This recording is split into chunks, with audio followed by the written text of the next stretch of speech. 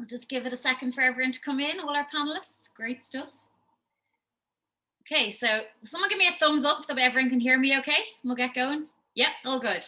So thank you all so much for joining us today for Banter with Kaliedy, which is Ireland's newest online baby website where busy parents and families can shop for baby essentials, nursery items and early learning centre toys from wherever and whenever they want.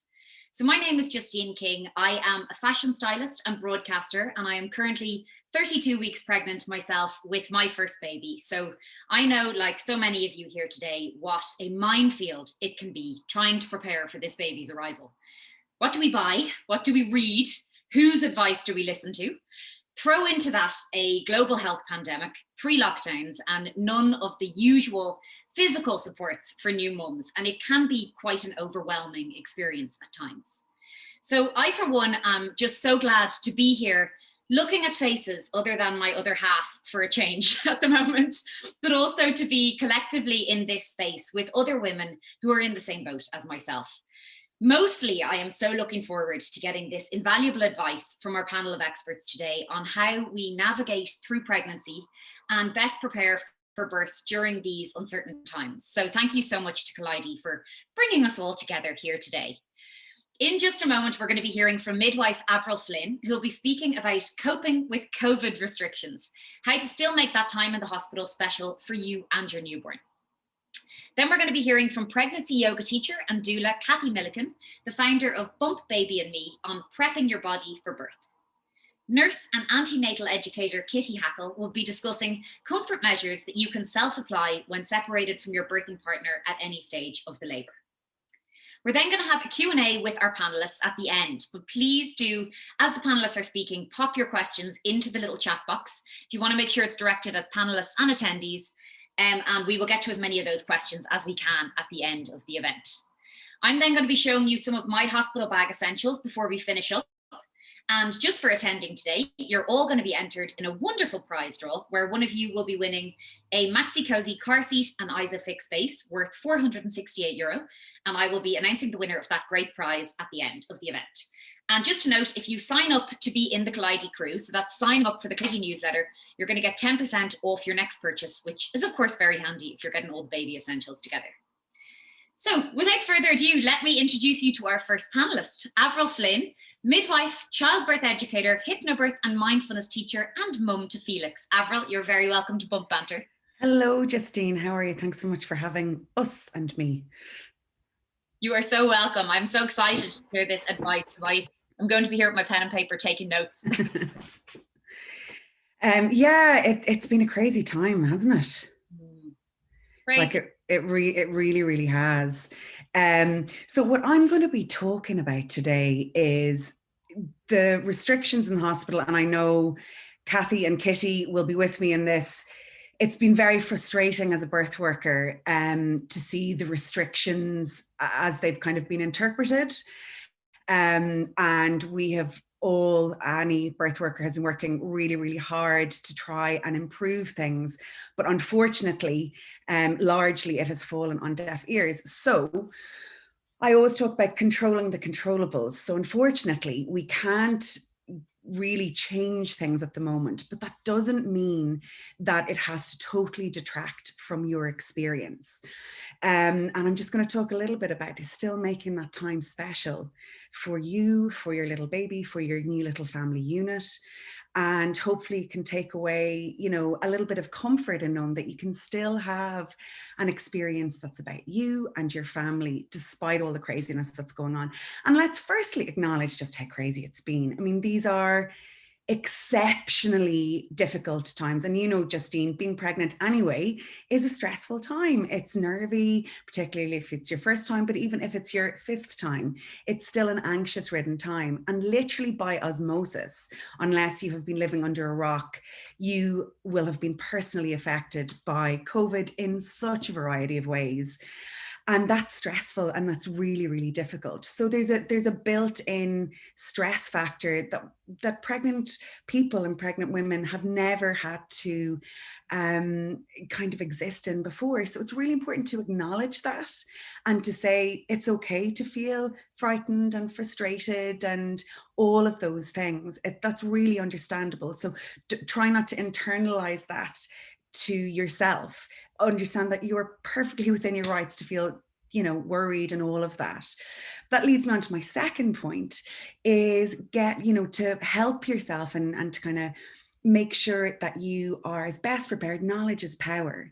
So there are still, it's not as good as in-person support, but there are still loads of brilliant courses and classes. I know both Kitty, Kathy and myself provide, like a huge range of online supports.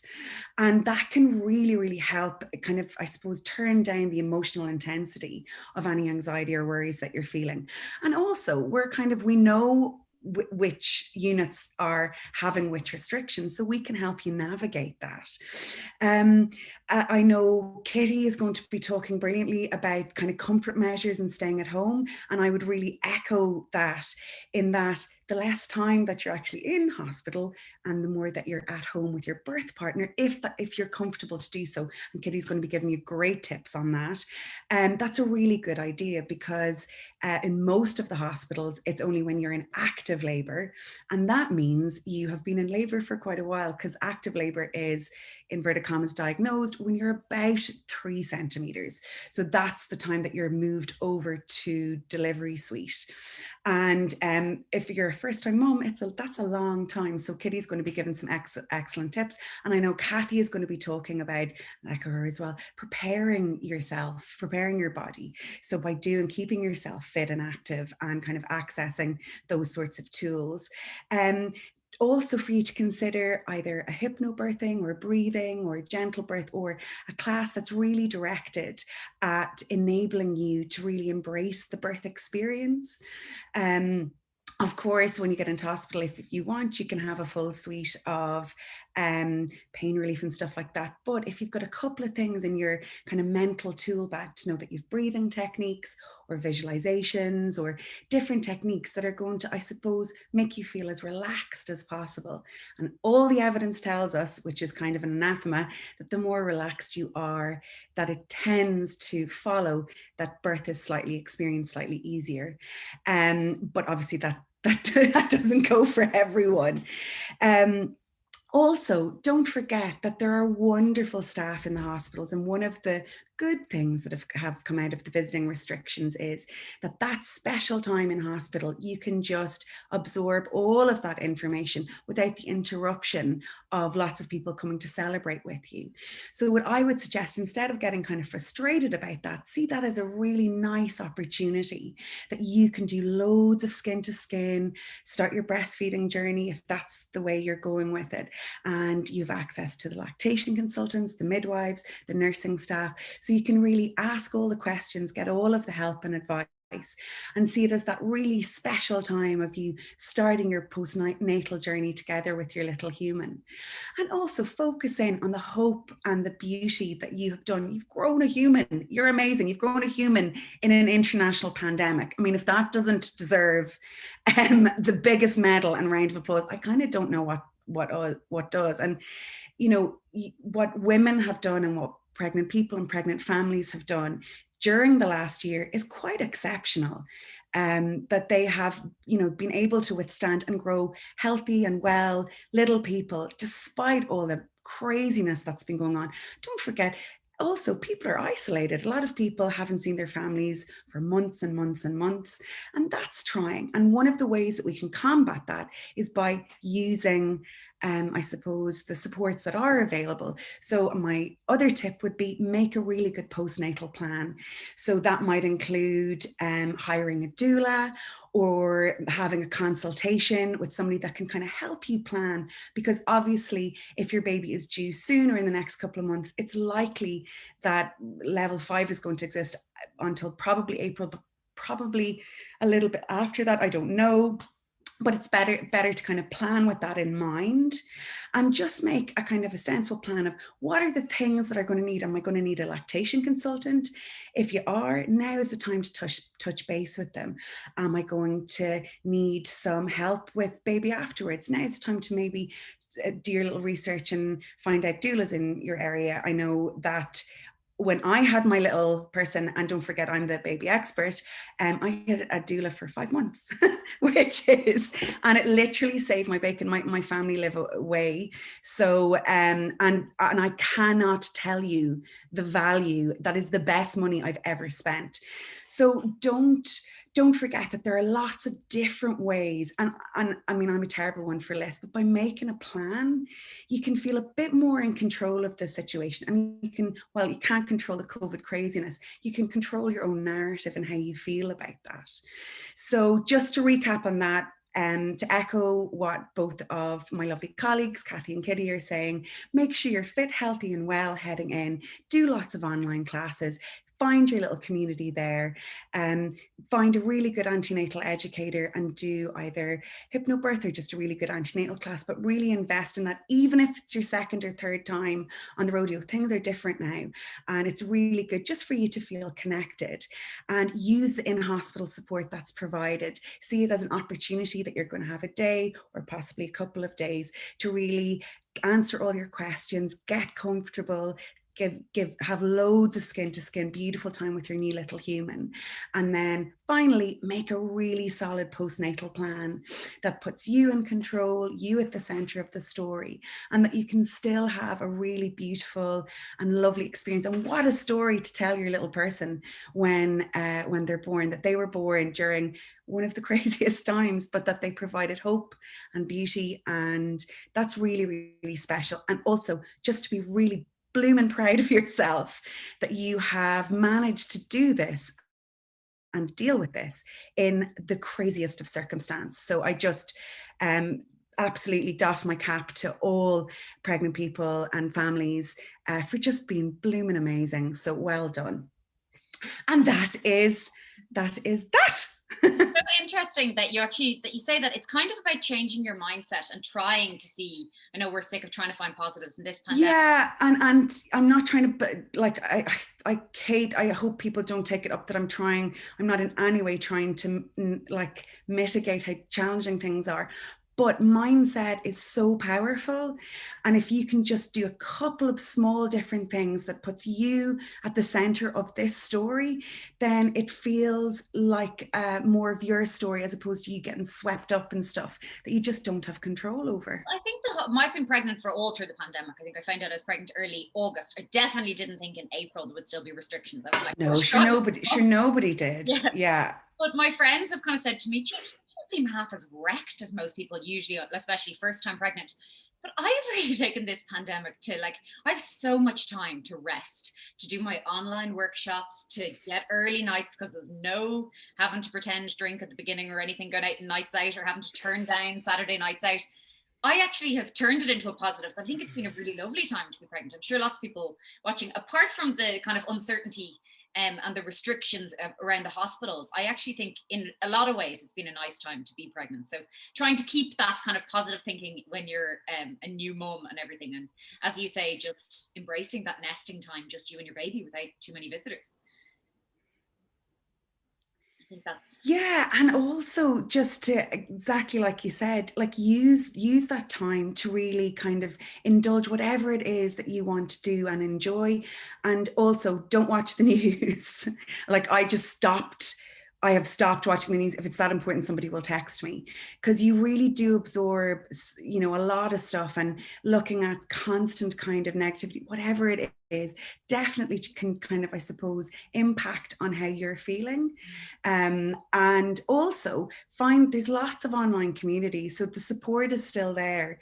I know some of our lovely colleagues like Sandy Dool, and there's lots of other really lovely kind of meetups to support you. So there is still support there. You just have to maybe look a little bit harder for it. Brilliant. Avril, thank you so much. Thank you. Thanks a million. So next we're going to hear from Kathy Milliken of Bump Baby and Me. Kathy is a qualified pregnancy and postnatal yoga teacher, infant massage instructor, birth and postnatal doula, and volunteer breastfeeding counsellor, who is going to share her tips on prepping your body for birth. Kathy, you're very welcome. Thank you so much. And it's lovely to be here with all of you guys today. And I'm always so excited to get onto an event with other birthy people. So, you know, hearing Avril and Kitty coming up, I couldn't think of, you know, a better way to spend certainly a blusty Saturday afternoon. But just referring to a lot of what Avril said is just so true. And, you know, we can't change. Control the controllables is one of my mantras for sure as well.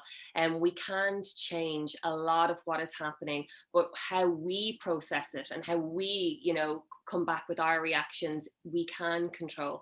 And that gives us that little bit of power back. And I think when we are in uncertain circumstances, and for all of you that are here, maybe expecting a first baby or maybe a second, third or fourth, we need that little bit of sense of control, don't we, to kind of feel a little bit safer, feel that we kind of have an idea of what we're doing, even though sometimes that we feel we don't. And there's an element of kind of faking it till you make it a little bit too.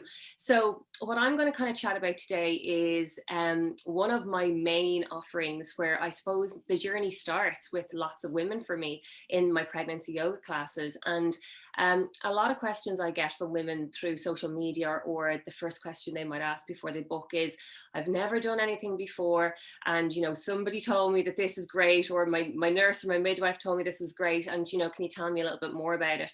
So I'm sure lots of you here are familiar, you know, with yoga in general, or maybe pregnancy yoga, and some of you may not be, and you're wondering whether or not it would be a good idea for you.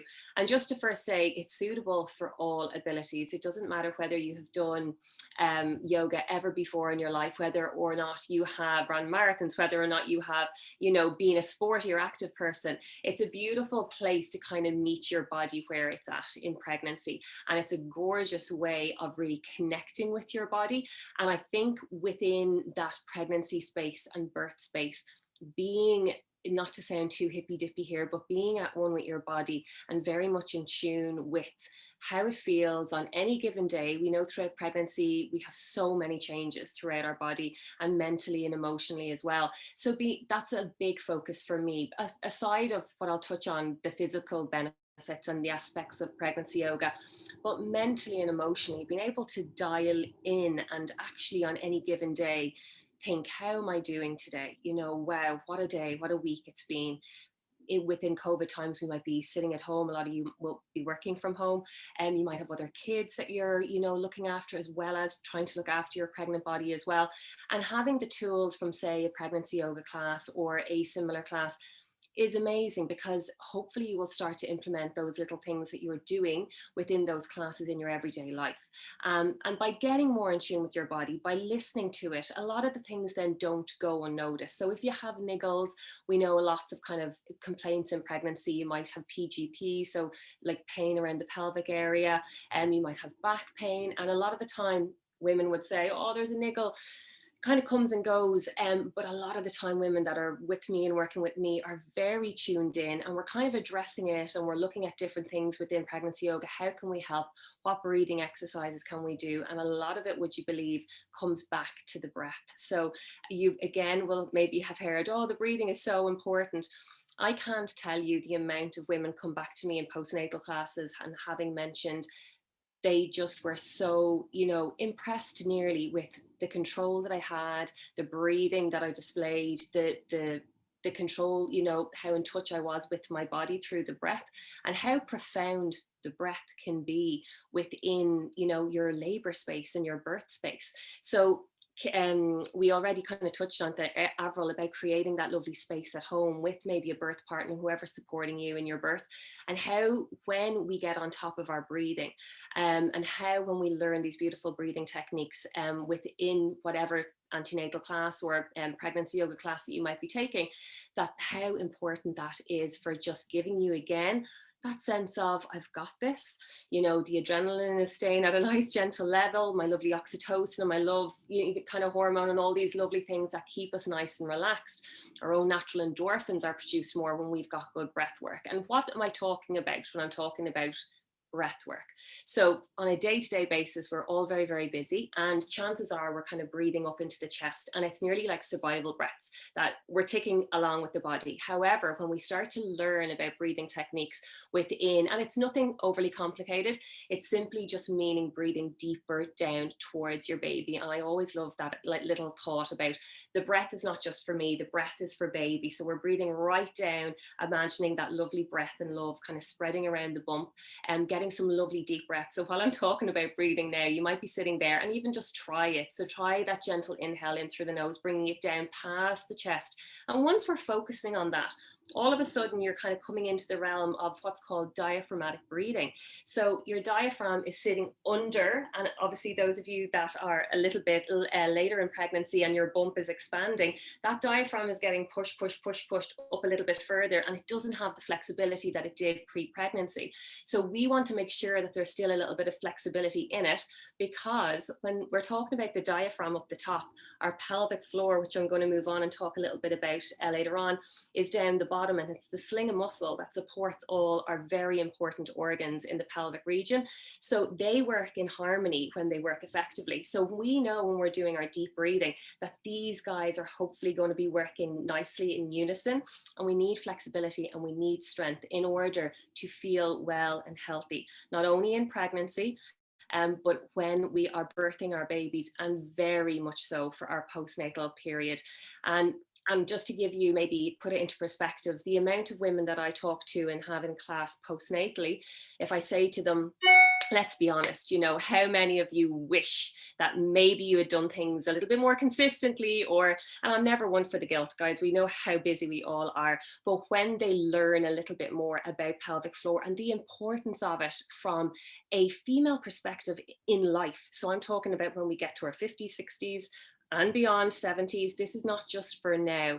It's a muscle that needs to be exercised like everything else in our body, and it is a very, very important one within pregnancy, and learning about it a little bit more. And it's not overcomplicated. I think people think, oh, I don't even know how to do them, I don't know if I'm squeezing the right areas, and that's the type of thing that we go through.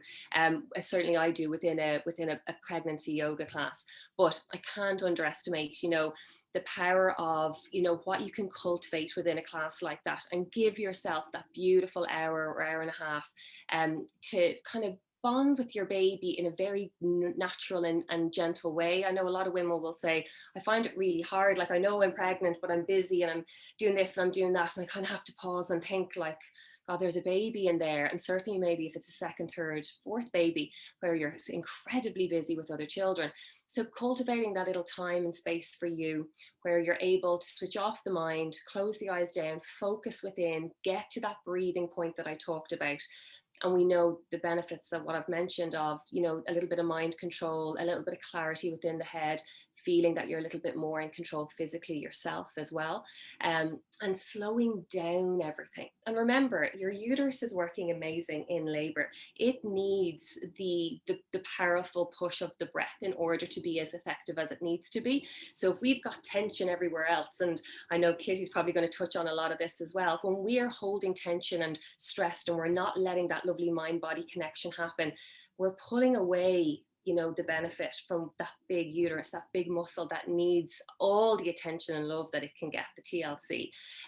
So yeah, just kind of dampening down everything, letting the body be. And that's what we really do focus on within a prenatal yoga setting, especially, you know, learning about the pelvic floor, learning about your amazing body within pregnancy, and very much so the wellness of the mind and the body, and how we can continue that, and the importance of continuing that when you have got your little tiny baby, when you think I haven't got 20 seconds to be by myself to run to the loo. And unless you are a second or third time mom, you may not be kind of seeing that right now. And, you know, Avril was talking about that postnatal plan. I cannot say how amazingly spot on that is, because we don't tend to think about the postnatal period too much when we're expecting that first baby. Of course, it's the build up and it's about the birth. And then after that, we're like, we'll face that when it comes.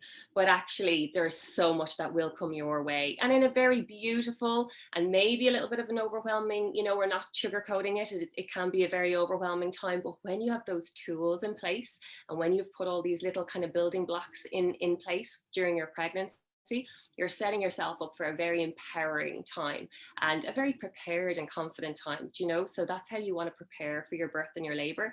And there is so many tools. There are so many people online that are waiting, willing to give you the information, provide you with so much information that allows you choice. And that is the most powerful thing, you know, giving yourself choice when you're going forward to have your little babies. I think that's it. Sure, we could talk all day, but I think I'm done. No, that's so useful. I actually just finished a hypnobirthing course, and I went into it thinking like I'm the most relaxed person anyway about birth, and I was like, oh, whatever the midwife tells me, I have no birth plan, I'm totally relaxed. And then actually I learned so much about like the different choices you have in birth, that by the end I'm like, oh no, I do have a plan, because I actually wouldn't like that thing and I would like that thing, you know. And it's just empowering yourself with that information, I think. And I feel a lot more relaxed going into it, knowing kind of how, obviously you can't plan for exactly how it's going to happen, but what my choices are really. Yeah, that's so huge. And that's honestly the big take home that I get from an awful lot of people that I will work with, that they will say, God, I really did have a plan to go with the flow and just go in and see how it goes. And I'm saying this is one of the days you will never forget in your life. So like anything that you do, the big house move, the big purchase, the big holiday, the honeymoon, would you have just said, sure, look, we'll turn up and we'll see how it goes. We'll see how we end up. Like, we always want to put a bit of preparation and a bit of legwork into, you know, one of the most important times of our life. And it can be so much fun doing it. That's the thing. It doesn't have to be all serious. I know, I heard someone describe that. They said, like, think about how much people plan their wedding, and that's just a party really. And then this is birth. And so many of us go in just blind, going like, Asha, we'll see, like you say, we'll see what happens. When there is a lot of, I mean, I have a lot of friends who were very pre-planned, and, you know, things don't go to plan. You have to go with the flow somewhat, but I think equipping yourself with the knowledge, and as you say, the breathing, that for me, even when I find myself getting anxious about anything with so much going on at the moment, it's just sometimes taking that deep breath and relaxing. It's so powerful. Incredibly powerful. And I think until you're within that setting where you can give the attention to it and you can learn it properly, then you come away saying that is unreal, the power that the breath has. And even for me, like, I'm a busy mom, I have 2 little girls, my own business. In the morning, if I can steal 10 minutes to myself, just to reset before the day starts. And you would think, why are you resetting if you just got up?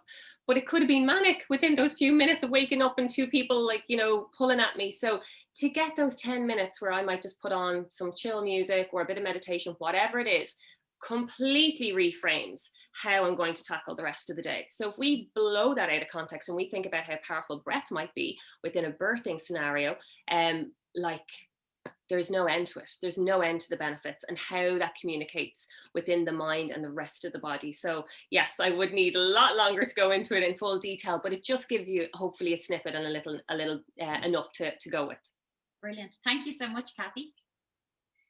Now, we're going to take just a 3-minute break.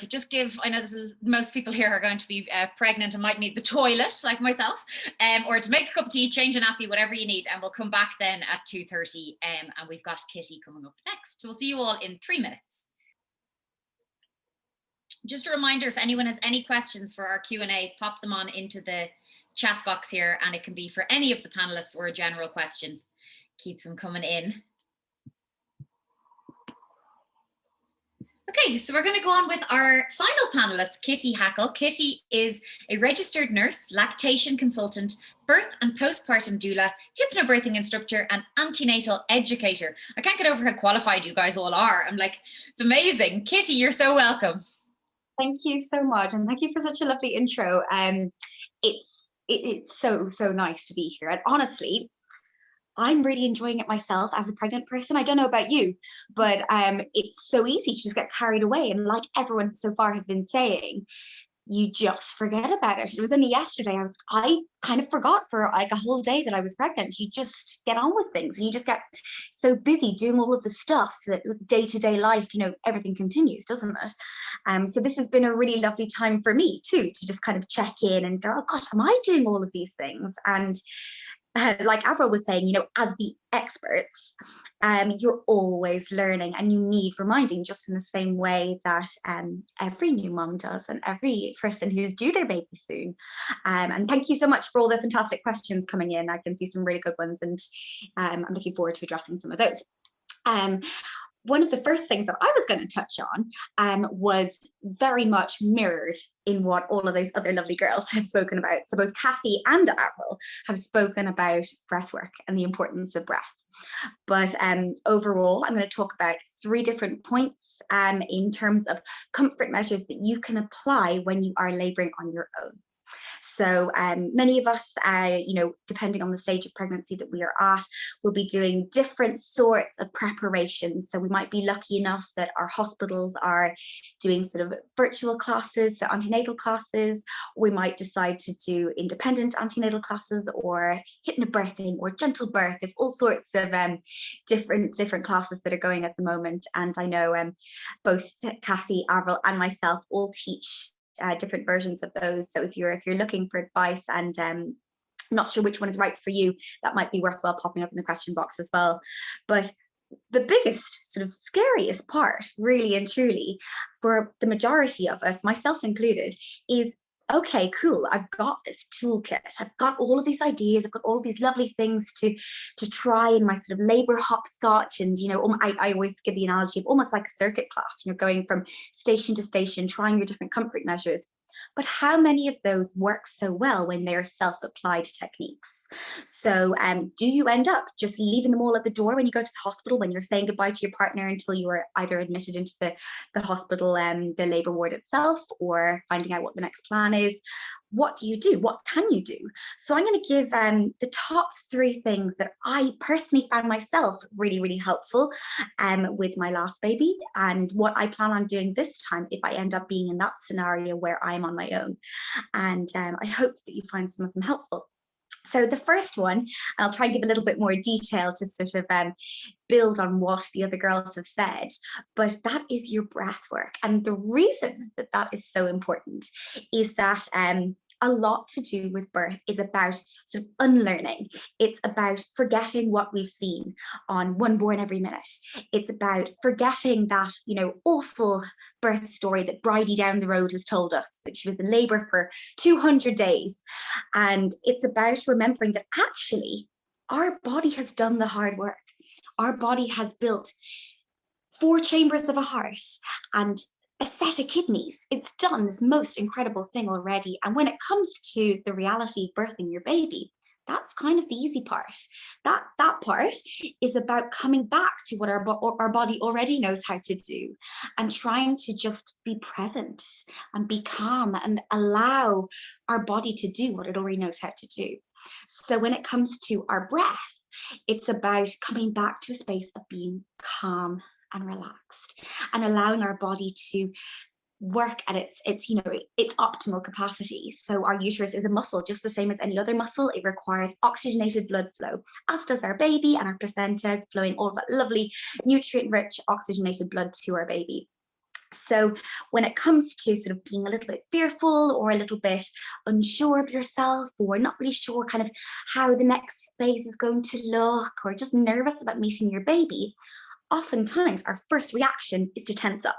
It's, our shoulders come up, we might start getting, our heart might start racing, we might start to hyperventilate.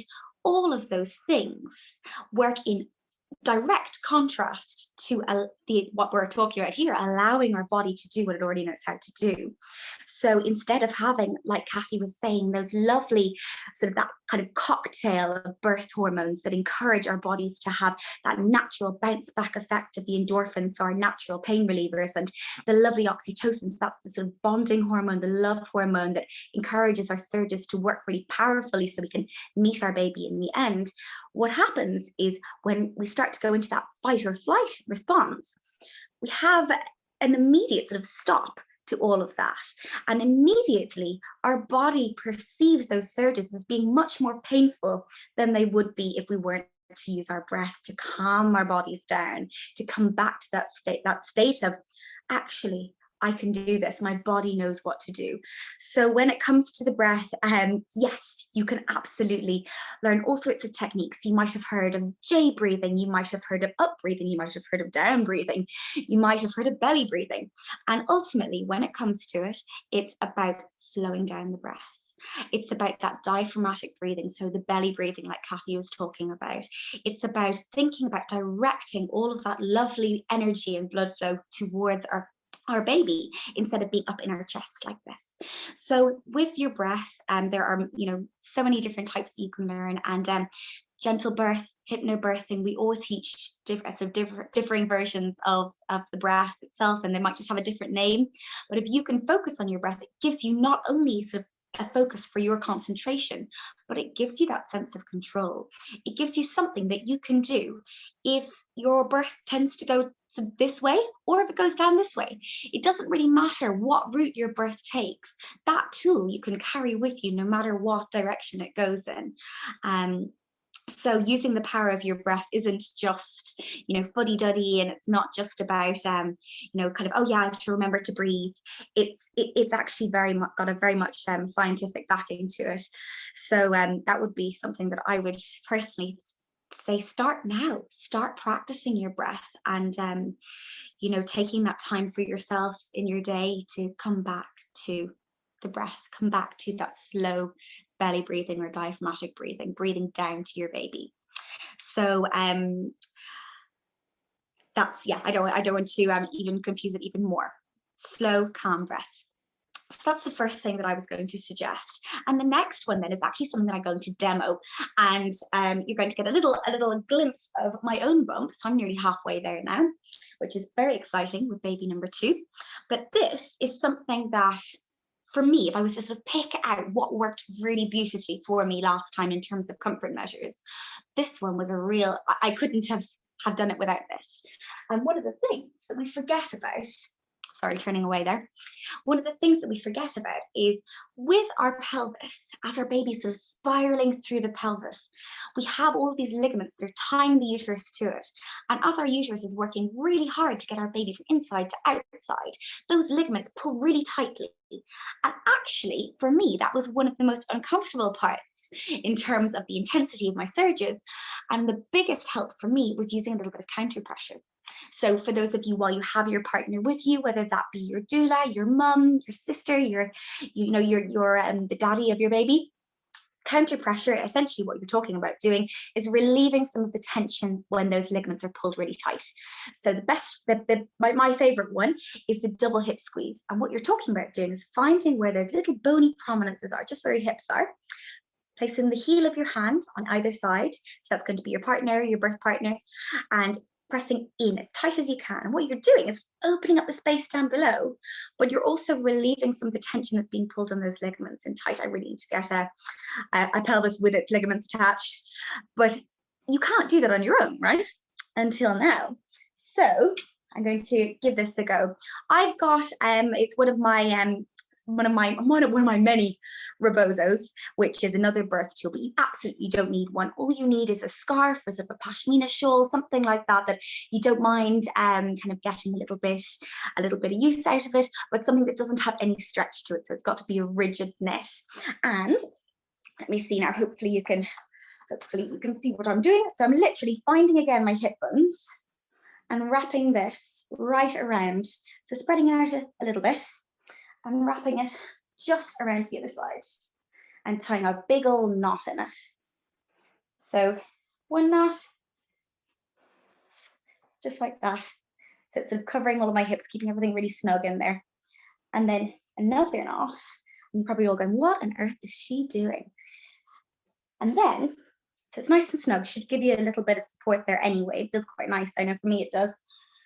And then you're going to get your wooden spoon, your spatula, something that's got quite rigid, and then where those two knots are meeting, you stick your wooden spoon in, making sure it's nice and tight, it's not going anywhere. And as a surge is starting to peak, when you're experiencing a surge or a contraction, if you haven't been practicing hypnobirthing, they start like a wave does. So you sort of feel it slowly rising, you'll know it's coming, and then it comes up to a peak. And generally, The peak doesn't last anything longer than 60 seconds, okay? So that's the hardest part. That's the most intense part. And that's when you'll be applying this little technique here. So what you can do is, as you're getting to the peak of that surge, turn your spoon or whatever sort of tool you're using around, and what you're doing is you're relieving all of that tension in your hips, in your pelvis, and creating all that lovely space down below. And it also allows a little bit of pressure just here on the bum, so the coccyx, just where your tailbone is, and that sacral pressure is also really beautiful. So you can have your birth partner do that with the heel of their hand on your sacrum or your tailbone as well. So just in here like this. It's lovely. But that's a really nice one to sort of, oh my goodness, I'm out of breath. I swear I don't even talk and I'm out of breath. So that's a lovely one. And that's actually something that I only now have learned as a result of this pandemic. So something good comes out of everything, but I think I'm actually going to leave it on. It's quite comfy. That's my second tip. And the last one, because goodness knows I can waffle for Ireland, is the TENS machine. And one of the things I talk about heaps and heaps in all of my courses is the power of your hormones in birth. Again, this cocktail of hormones. I'm not going to go into a huge amount of detail, but one of the things with the TENS machine, again, being someone adding it to their hospital bag, I can see, that's great. So one of the good things about this little gizmo here, so it's got sort of 4 sticky pads. I won't open them fully, but you can sort of see they're really stuck together. I've used this one quite recently with a birthing client. And what you have with these 4 pads is you will stick them just below the bra line, and then the other 2 just above the knicker line. Again, you can kind of adjust them depending on where you're feeling the intensity of your surges. So if you're experiencing the surges, the majority of them in your back, you might find that you need to lower them down a little bit and place them this way as opposed to this way. There's no strict rules in terms of, you know, what might work for you versus somebody else. But this is a great one, because what happens is it interferes with that sort of pain signal going up to your brain. So the concept is your body can only experience or process one set of sensations at a time. So with the TENS machine, you have a sort of very low frequency of vibration that's always going to be on your back. You have it sort of turned on at that low frequency. And when you get, like I was saying, to that peak of that wave, sort of the crest of the wave, that's when you press your little boost button. And that is the savior, because what that does is it increases the intensity of those vibrations, that sort of electrical stimulation. And what it's doing is sort of interfering with the way your body processes that sensation, because your body sort of gets confused and it goes, okay, so we're getting sort of intense sensation in my back, but you know, I've also got, you know, sort of the surges coming at the front. And what happens as a direct result is we get a lovely natural boost back of those endorphins, which are our pain relieving hormones. We get sort of a double whammy. We have that sort of the blocking of that pain receptor, but we also have that lovely bounce back factor of our endorphins. So you end up being in this lovely position of being really comfortable, but also you have that control. I always recommend this if you're ending up going in for an induction as well, to start your TENS machine and have somebody help you to apply it first, and start it about half an hour before your induction process even begins. So you've already got your feel good, your pain relieving hormone up here, starting at an all-time high. Oh my goodness, I definitely talked the most out of everybody. How am I going, Justine? No, you're doing great. I actually have a question for you before you finish up. Go for it. I've heard, well, especially in hypnobirthing, they teach that to make the delivery suite, you know, as calm as you can. And for me, instantly at home, if I was to make something calm, I light loads of candles. And I know you're not allowed to light candles in a hospital. What can we do to make that kind of room feel, I guess, calm, and in that kind of environment where you want to have a calm and gentle birth? That question. I should have brought all my other birth stuff in with me. Normally it's everywhere, you know. So yes, absolutely, candles, that would be my first protocol as well. But in general, you know, if for those of you who aren't sort of following me on my own social media or haven't done any of my courses, I come at things from very much a scientific, you know, well, where's the science? Where's the evidence in that? And when you think about candles, we think about, you know, everyone lights a candle when they want to sort of think calm and relaxed. When it comes to birth, that actually has a very scientific backing. And again, coming back to our hormones, one of the primary hormones that are really important in birth is melatonin. So you might have heard of, you know, Sally and Deirdre and Sarah all went into labor at nighttime. And the reason for that is that our melatonin is really, really high at nighttime. And melatonin is one of the helper hormones of birth. So it works alongside oxytocin, which is the hormone that brings on your surges. So when it comes to creating that sort of calm birthing environment, yes, absolutely, dim the lights. So even if you come into, you sort of been laboring away at home and you have, your salt lamp and your lovely candles and your fairy lights, you can bring some of that sense of calm in with you to the hospital. So that might mean wearing sunglasses when you go in. So that means you're sort of calming down that sensation of the fluorescent lighting that can be quite aggressive and quite exposing, which if you think back in sort of caveman times, we would only go in to have our babies when we were feeling safe. So we would never go off and have our baby if we were being chased by a lion. We would wait until, the camp had come to a standstill, and we'd find a nice cozy cave. We go into our cave with our the other women in the camp and have our support, and we give birth there in that calm, cozy space, feeling completely uninterrupted and uninhibited. So wearing your sunglasses in can keep that away from that fluorescent lighting. And the minute you get into your birth space then, so whether that's in the labour ward or whether you're having a home birth, you're thinking dim the lights. So get rid of that, the harsh fluorescent hospital lighting, which is the way it often is. Turn that down. And what most hospitals will have is, depending on the room that you're in, so if you've been admitted into the labour ward, is they'll have a suture light, essentially. So if anyone needs any stitching, comes down from the ceiling, and you can just turn that to face the corner. So even if you've forgotten your fairy lights, you've forgotten your little LED candles from Mr. Price, you can just do that. And immediately what you're doing is having that warm, that dim lighting. You're making it feel like you're in a cozier space. So yeah, that's lovely. But aside from that, bring your hypnobirthing with you. Think about how you want to listen to it. That might be getting a Bluetooth speaker to bring in with you, or you might want everyone else listening to it. You might want to go into your cozy space. So think about whether it's wireless headphones or headphones that you want to be able to wear maybe in the shower, so waterproof ones. But there's actually that, everything that you'd think about when you're thinking about creating that calm sense at home, you can bring some semblance of it to the hospital. Absolutely. Brilliant. Thank you so much. So we have had some great questions been coming in. So I'm going to direct them to various experts from our panel. We'll start with Avril. There's one here that says, on my first baby, I had lots of help in the hospital as my partner could be there, but I'm due my second and worried that I won't be able to manage on my own, especially as I'm due to get a C-section. Do you have any advice? Yeah, so kind of echoing, and I know that's such a worry, and I really do. I really want to just compassionately say it's crap, like there's no other word for it. But, and there was another question from somebody else who is a single mum by choice, and what do they do because they're not going to have support? Firstly, to know you have grown a baby, so you're actually more phenomenally strong and amazing than you've grown a human. Like what else, what other superpower do you need? But by doing, as I said, either hypnobirthing, gentle birth, calm breathing, doing some sort of a course that's going to give you and enable you to have the tools, and they can be used even if you have a C-section. I know somebody else, another question was asking, can the tools be used with C-section? Absolutely. Breath work can be used no matter what type of birth, and having a C-section is still giving birth. You're still a warrior mama. Don't forget about that. So by using those tools and thinking in a different way to your birth experience, whatever way that goes for you, you can really help yourself.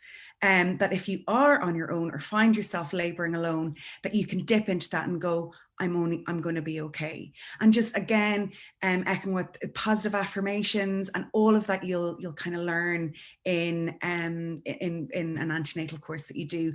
The one that I teach specifically, they're all one-to-one. So I teach and take on a lot of people who are having an elective C-section, and we're able to do basically a whole hypnobirthing for C-section. So there are there's loads of other people doing that work as well. So don't worry, you will be okay if you do a little bit of work beforehand. Great, thank you. So we had one here for Kathy, I think, that said, any tips for helping your partner feel more included in the experience when they might be absent for parts of the birth? Yeah, so that's a really good question, and one that we talk about a lot. So just from a home point of view during your pregnancy, there are some restrictions being obviously lifted in some of the hospitals when it comes to some of the scans now. And I know there is a good bit of movement and a good bit of voice behind, you know, the importance of partners being at these scans. And I saw, I think, another comment there about, you know, the anxiety. I think one of the women there just said, like, you know, the anxiety is going up as the pregnancy is going on.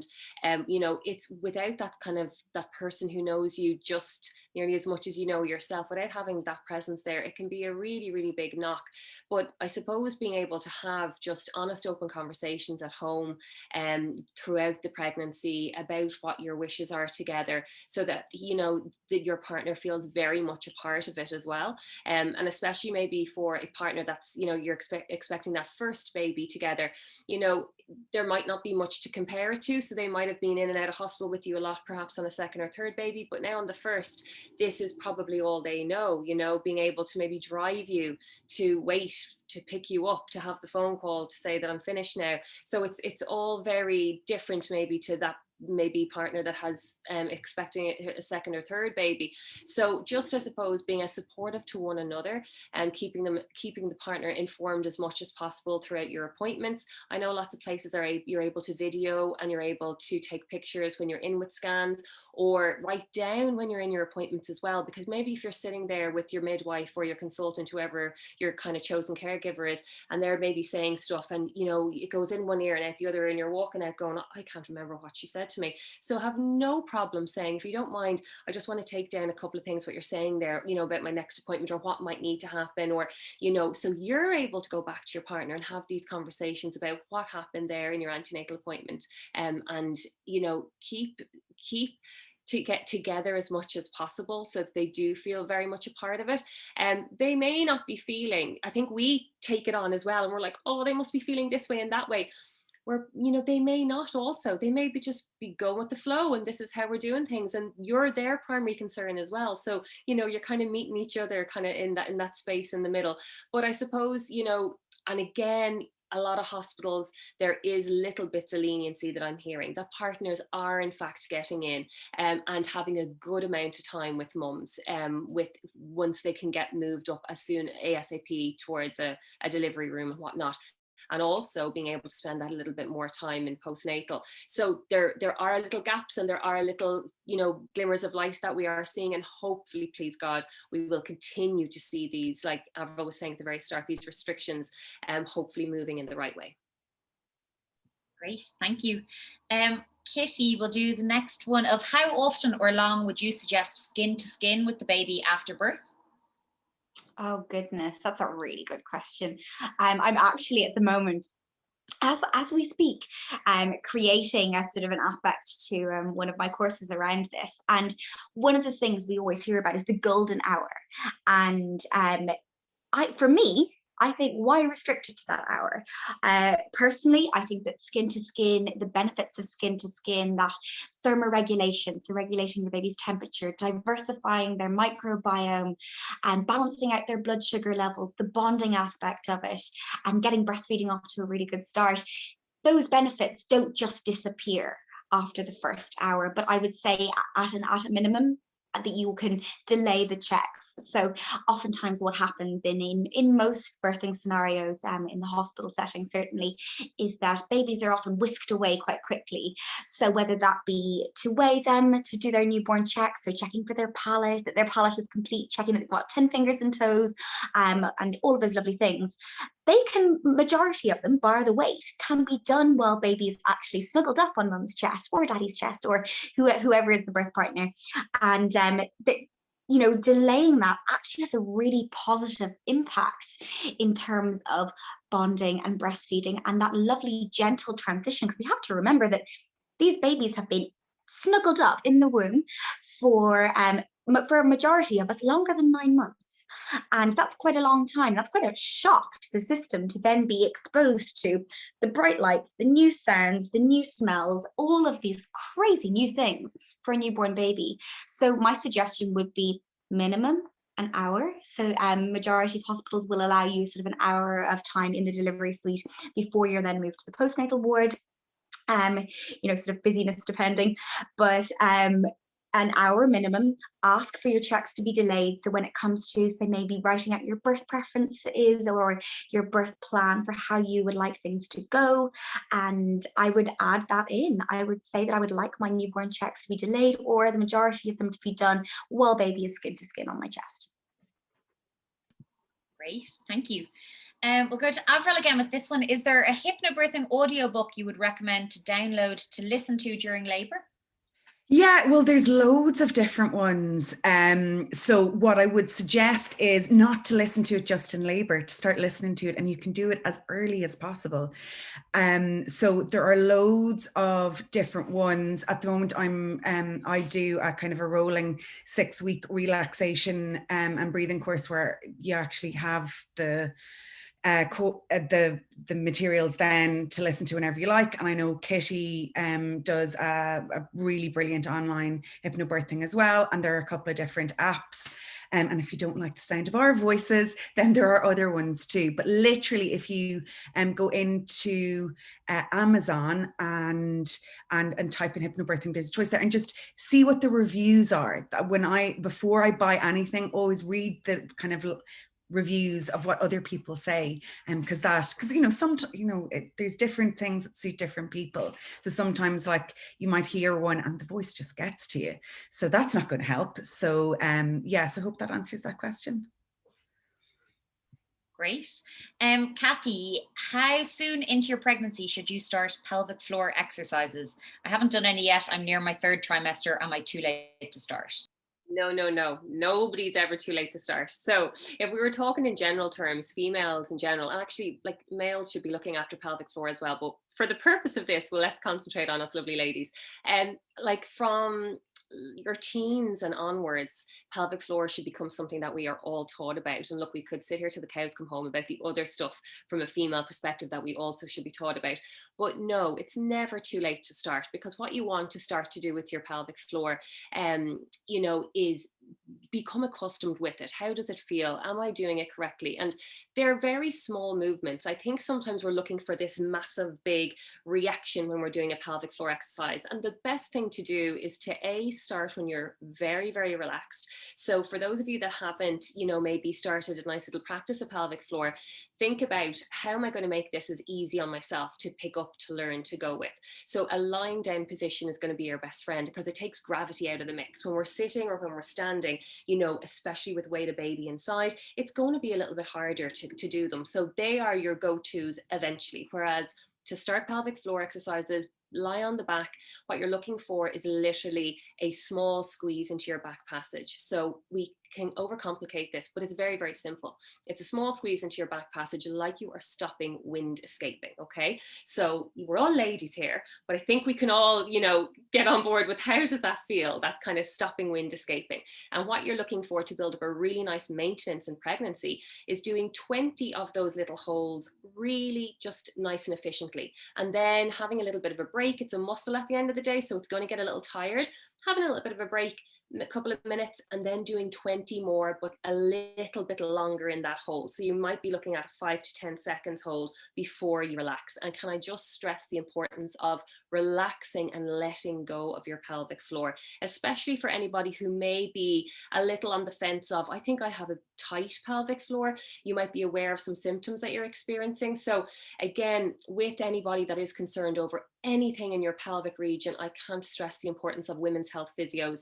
These are like walking angels when it comes to, in my eyes, they can help so much, from baby's position to kind of your pelvic alignment, to how exactly we want to talk about your baby's positioning and how they are sitting within. I've seen a lot of questions about breech babies and things like that. So, optimal position for baby, maybe we are not in an optimal space. So women's health physios, chiropractors that deal with pregnancy are an amazing option for you as you kind of come into that 30, 32, 33 week mark, to give you more feedback on your body as well. So do I have a tight pelvic floor? I don't know. Do I have a weak pelvic floor? How are we going to tell? So I can talk about this all day. I won't hold you any longer on this question, but being aware of what it is that I need to be aware of in my pelvic floor, but getting those little squeezes, making sure we relax the muscle. It's like any other muscle, like our bicep. If we were working it, or we completely forgot about that arm and left it dormant and did everything with our right arm, this guy would just start to, waste a little bit. So it's our pelvic floor. It needs a huge amount of TLC. It's carrying the weight of our babies and our organs.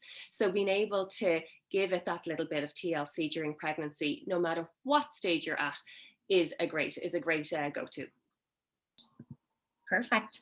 I think I have one more question anyway. We'll go for Kitty again, because we're doing skin to skin. How long should dad get skin to skin for? Oh, you're on mute, Kitty, I think. Sorry, Justine. There's actually quite a few tucked away. I don't know if you can see them, but maybe just for those people who have put in questions that you would really like answered, I'm sure Avril, Kathy, and I would be quite happy to get to you if you were to contact any of us via our own sort of social media or websites or whatever.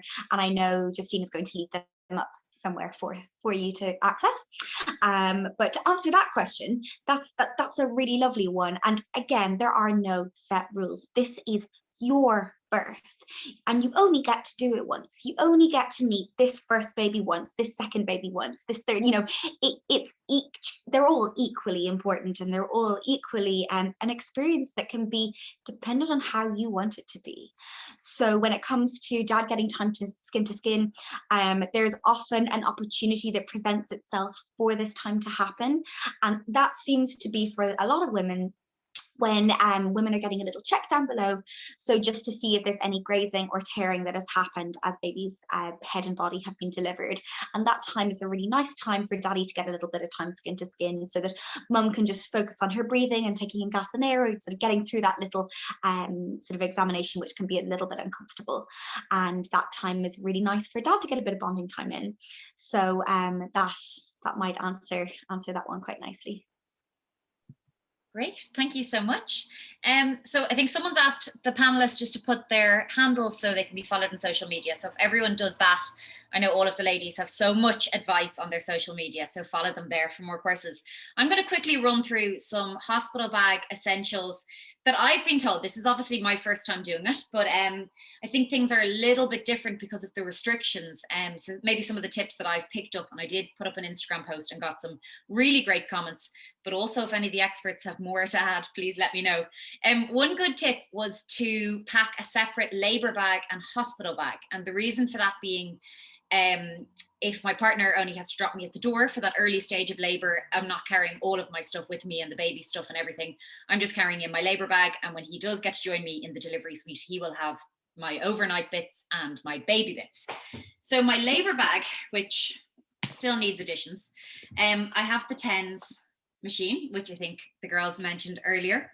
I am quite a creature comfort kind of a person. So I have my calming CBD oil, which is just a sanctuary one that I think will get me into the right headspace. And I also have a nice lavender mist, because lavender just instantly makes me feel relaxed. I've already packed my my juices as well as my water. I've been told to bring my own water bottle and to bring straws. Lots of people have mentioned that to me. So I have reusable straws in here too.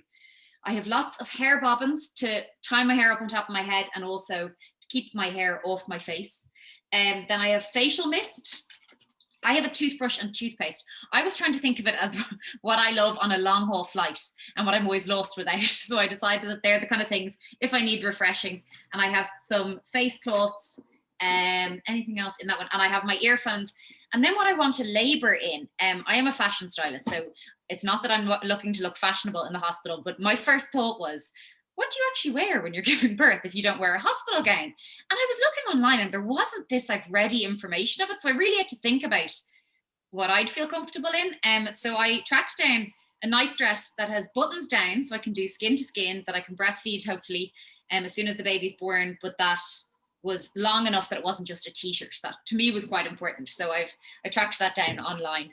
Then in my actual hospital bag, I'll just run through a few little things. This is a really good tip mums have told me, is to divide up in sandwich bags. I think I have 5 or 6 sandwich bags, but this one is labeled first outfit, and it has the baby grow, the vest, the nappy, the hat, socks if you need them, and mittens even. Because I think if my partner isn't there, or to be honest, he wouldn't be great at putting together what an outfit needs to consist of. But if he isn't there, even in the few days that follow, that either a midwife or myself can just grab without rooting through the whole bag. So I think that's a really useful tip. I'll show some of the bits I picked up on Kaliedy as well. So I've kind of divided them into little areas, but feeding, I do want to try breastfeed, but it is something that I probably am quite apprehensive about, but I did do one of Kathy's wonderful courses, and I do feel a lot more equipped now. But I think as long as I'm prepared, if I have a plan in place, I'm always feel more relaxed. So I kind of have planned ahead, and I got these on Kaliedy. So I have nipple shields. One of the most recommended things to me by new mums is these silver cups. So I got those on Kaliedy just for relief when you're breastfeeding. I have little bibs, and then I also have disposable breast pads. So they're just some of the stuff when it comes to the feeding. Washing, I did not know this till someone wrote it on my Instagram post, that you bring your own washing things for the baby, the towels and sponges and everything, which I just kind of thought the hospital provided that. So I'm glad someone alerted me to that. Again, on Kaliedy, I got baby washcloths, I got muslin cloths, and I have the towels and the baby soap and all of that kind of stuff. So that is just a brief run through of some of the stuff that I'm bringing. I haven't gone through my overnight or my baby bits yet, but if anyone has any other top tips for me, please do let me know. Or you can write them in the comments if any other new mums might have them. I'll jump in quickly there, Justine. It's lovely to see all your bits and how organised. And I think that definitely, doesn't it give you a really nice bit of headspace, that's another thing kind of ticked off the box. But like, know that you don't need to overwhelm, and you certainly haven't, but just in general, I think we kind of get carried away. I remember on, was it, I can't remember my first or my second, but the stuff that even I brought in that I felt, sure, look, I'll definitely need that. You're so wrapped up in just you and your baby. At the end of the day, if you just feel, somewhat presentable for yourself, and I see a comment coming in for lip balm, 100%, the lip balm and the face spray, just to have you feeling, a little bit more human. And it can be very hot in hospitals. So maybe flip-flops for the shower, and then your cozy socks if you do get that, little bit of a chill, or you're feeling that little bit of cool. So the kind of the two there, but definitely the flip-flops for the shower are a great one. And the lip balm for just keeping you moist. And even like sucky sweets, you might like mints for your mouth, if you're not up and down like brushing your teeth, or the mouthwash, just to have something to pop in to your mouth as well. But again, when it comes to feeding, like even the breast pads, like a lot of the time colostrum's coming in, we haven't gotten a massive amount of leaking and things like that going on in those first few days. So for sure, don't worry about the whole big boxes, and get the support that you need from the lactation nurses and consultants in the hospital.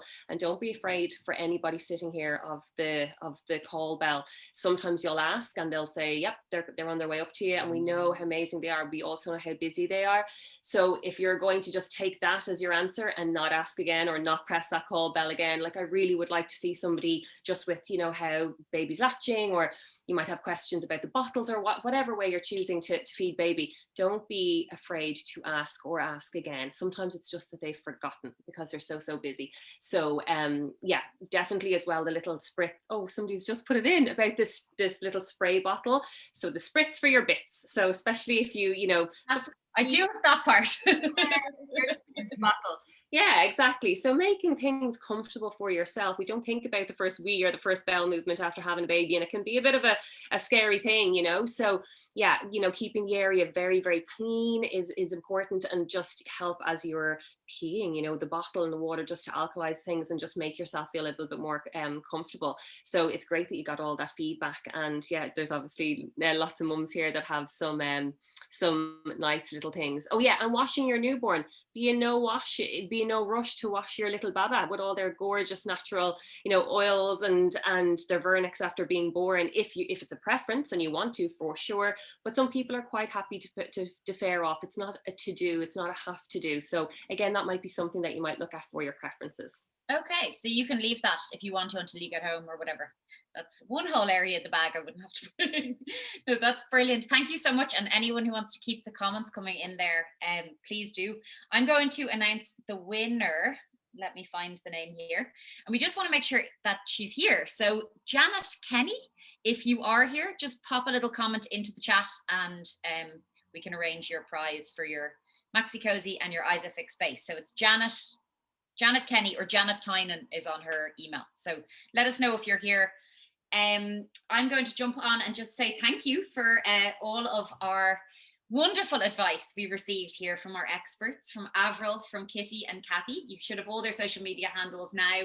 I, for one, feel a lot more informed and empowered now heading into this final stage of my pregnancy and then into the birth and the new parenting. I wish each and every one of you the absolute best of luck on your pregnancy journey, your birth journey, your new parenting, whatever stage of it you are at. And do keep an eye on Kaliedy's social media channels, because there's lots more great events coming up over the next few months. So everyone have a lovely weekend, and thank you so much for joining us. Thank you, everybody. Best of luck. Thank you. Bye.